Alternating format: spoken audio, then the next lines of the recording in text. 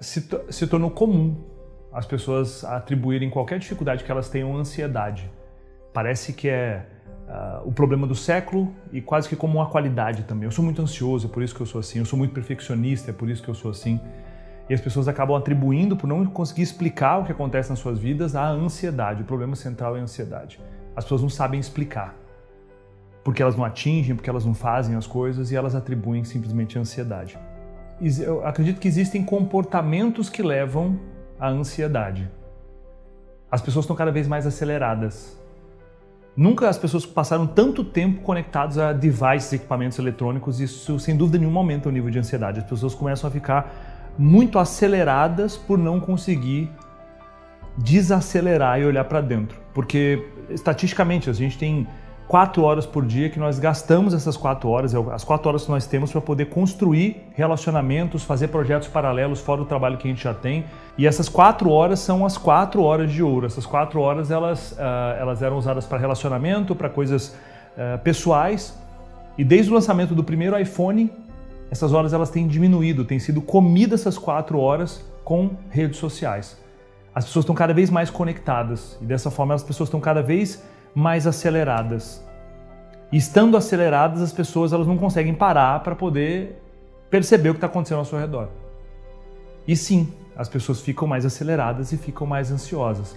Só que existem muitos outros elementos e as pessoas, por não saberem explicar, elas acabam atribuindo tudo à ansiedade. Uma pesquisa aqui, né? O Brasil é o país com maior taxa de pessoas com transtorno de ansiedade no mundo. Pensa nisso, é o número 1. E o 5º em depressão. Então uma coisa está intimamente ligada à outra. A pessoa aumenta muito o nível de ansiedade real e acaba se tornando uma pessoa depressiva. E aí isso decorre a pessoa não conseguir fazer o que precisa fazer, isso decorre a pessoa pensar em se matar, acabar com a própria vida, por conta desse ciclo que ela vai entrando. Existe um grande senso de realização e propósito dentro da vida da pessoa quando ela consegue começar e terminar coisas.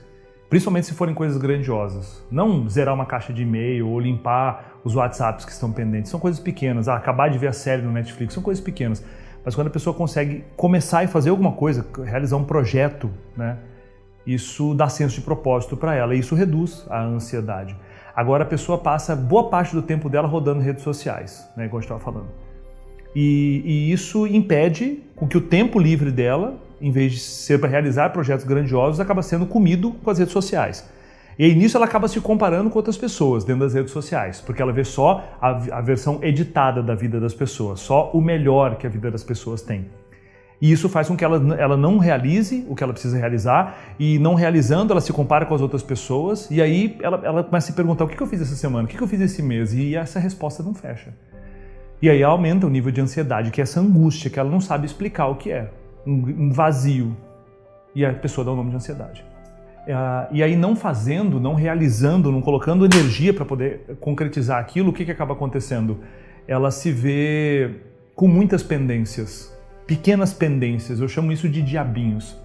São pequenas vozes que ficam perturbando a pessoa. Vozes que ficam dizendo para ela, você não tem feito atividade física, faz muito tempo que você não dá atenção para os seus clientes, faz muito tempo que você não lê um artigo interessante, aqueles projetos da sua empresa estão atrasados, quando é que você realmente vai fazer diferença na vida? E todas essas pendências, elas vêm na mente e ocupam espaço, são pequenos diabinhos, entende?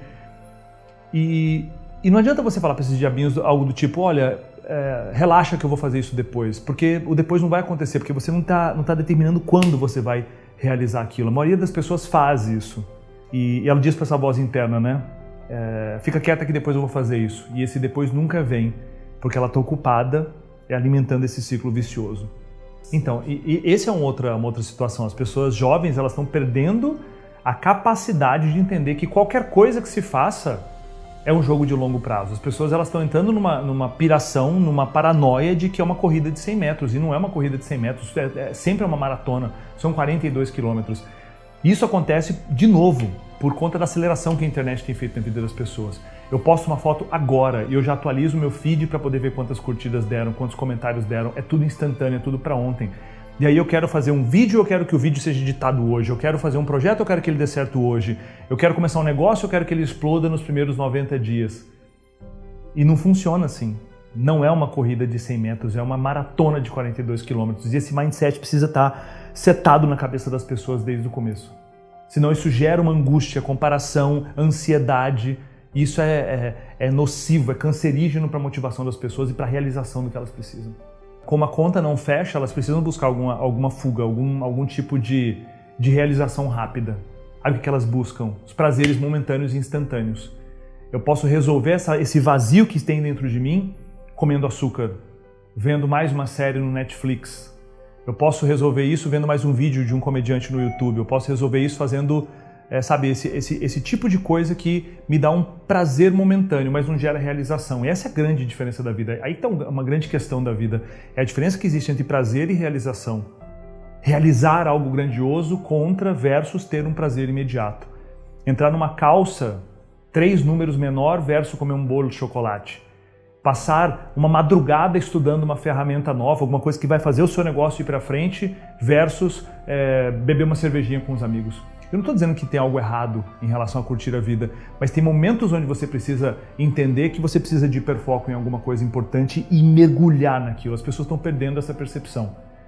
Estão querendo tudo o tempo todo ao mesmo tempo. Querer tudo o tempo todo ao mesmo tempo é um grande problema. Algumas coisas para mudar esse cenário em relação à ansiedade. A primeira coisa é a pessoa setar no mindset dela que não é algo no curto prazo. O jogo é de longo prazo, para tudo, para relacionamento, para fitness, para finanças. Ninguém enriquece da noite para o dia, ninguém fica com a barriga trincada da noite para o dia, ninguém constrói um relacionamento forte e incrível da noite para o dia. Tudo que é da noite para o dia você pode desconfiar, tem alguma coisa por trás. Outro elemento é a pessoa entender que ela precisa viver realmente o poder do agora. Existem coisas magníficas acontecendo ao redor dela, mas ela não percebe.